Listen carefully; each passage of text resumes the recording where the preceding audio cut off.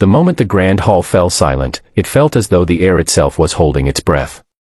Chandeliers glowed softly above polished marble floors, and rows of guests sat frozen, waiting for a choice that everyone believed was already decided. This was not just a meeting of status and tradition, it was a moment that would quietly change lives forever. At the center of it all stood a man of power and a family desperate to secure its future, unaware that the simplest act of honesty was about to disrupt everything they thought they knew. Before we go further, if you believe in kindness, second chances, and stories that remind us that true worth goes deeper than appearances, please take a moment to like this video, share it with someone who needs hope, and subscribe to Kindness Corner. Also, tell us in the comments where you're watching from. Your support helps these stories reach more hearts around the world. The Duke, named Alaric Hawthorne, was known across the region not only for his wealth but for his quiet principles. He had inherited a vast estate, generations old, along with a reputation for fairness that felt rare in elite circles. When he arrived at the Whitmore estate that afternoon, everyone assumed his purpose was simple. The Whitmore family had 2 daughters, and tradition dictated that alliances were formed through appearances, prestige, and social approval.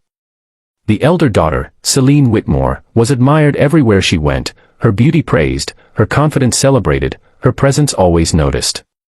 The younger daughter, Mara Whitmore, stood just a step behind, often overlooked, her calm nature mistaken for insignificance. Mara had learned early in life how invisible someone could become without ever leaving the room. She carried herself with quiet dignity, never demanding attention, never interrupting conversations that flowed past her like she wasn't there. While Celine was guided toward ballrooms and admiration, Mara found comfort in the estate's gardens and libraries, learning to listen rather than shine. Their father, Aldrich Whitmore, a man deeply concerned with reputation, believed success was something that could be displayed, not something that grew quietly within. As preparations were made for the Duke's visit, the household buzzed with unspoken expectations. Every glance, every carefully arranged detail pointed toward Celine. Mara noticed it all, yet she said nothing. Years of being sidelined had taught her that silence was safer than hope. She did not resent her sister, but she understood her place, or so she believed. When the moment came, Aldrich Whitmore guided the Duke through the hall with practiced confidence. He spoke at length about family legacy, prosperity, and the importance of outward excellence. Without hesitation, he gestured toward Celine, presenting her as the obvious choice. To him, the matter seemed settled before it had even begun. But Alaric Hawthorne was not listening to what was being offered, he was observing what was being revealed. He noticed how Celine smiled effortlessly, accustomed to admiration. He also noticed Mara, standing quietly at the edge, hands folded, eyes thoughtful, neither seeking attention nor shrinking from the moment. There was a stillness about her that did not come from weakness, but from self-awareness. As the room waited for his response, Alaric felt something unexpected, a sense of clarity. He had seen countless polished faces and rehearsed virtues throughout his life. What he rarely encountered was sincerity untouched by performance. His decision, when it came, did not follow the script everyone expected. The reaction was immediate and unspoken. Murmurs rippled through the guests.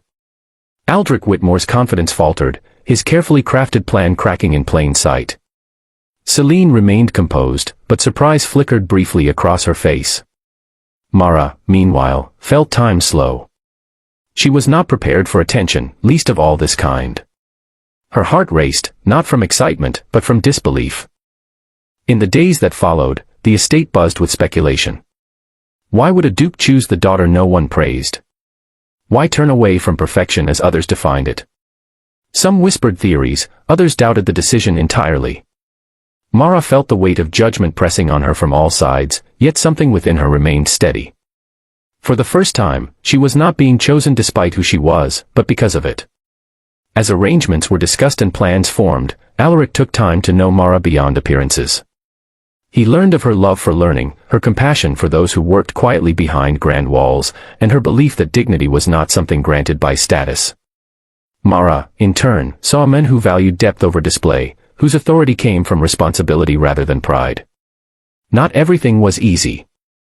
Aldrich Whitmore struggled to hide his disappointment, and society's expectations loomed heavy. Mara faced moments of doubt, questioning whether she truly belonged in a world that had never made space for her. Yet with every step forward, she realized that being overlooked had given her strength others never needed to develop.